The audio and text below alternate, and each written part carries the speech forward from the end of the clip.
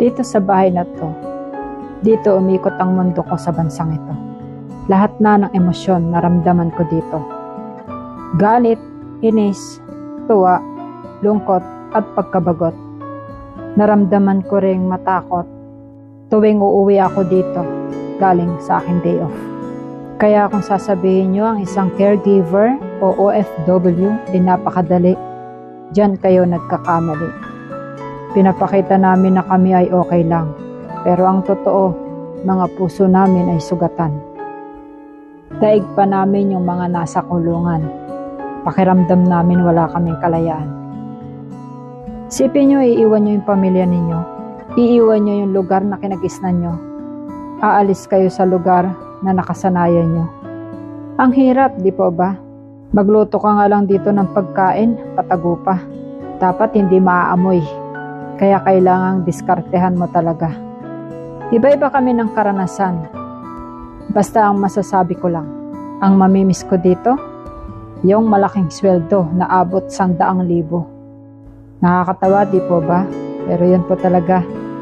Kaya patuloy kaming lumalaban dahil gusto lang namin matulungan yung aming mga mahal sa buhay.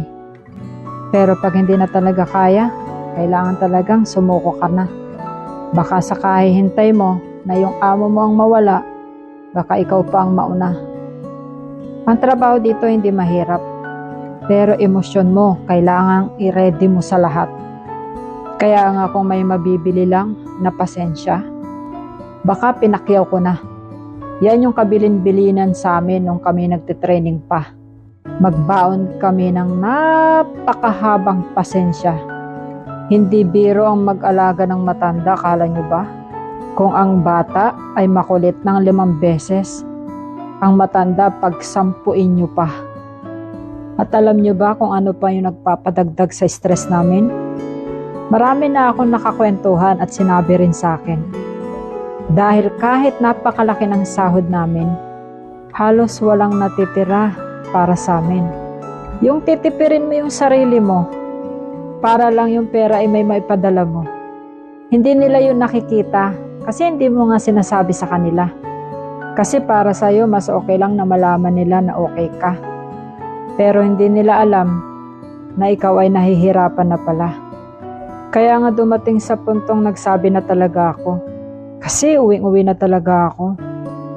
Na kailangang unahin ko naman yung sarili ko. Dahil nga wala pang kalaman-laman ang ATM ko. Kaya mga kapwa ko OFW, dapat sa sarili nyo ay magtira. Kayo namang mga kapamilya, dapat maintindihan nyo rin kung anong mga pinagdadaanan nila. Dahil mahirap talaga mag-abroad. Lalo na dito, ibang kanilang kultura. Iba pa rin talaga pagkasama ang pamilya at nasa sariling bansa ka. Buti na lang ang Panginoon nandyan kahit saan tayo magpunta. Ginagabayan ka sa lahat ng iyong ginagawa.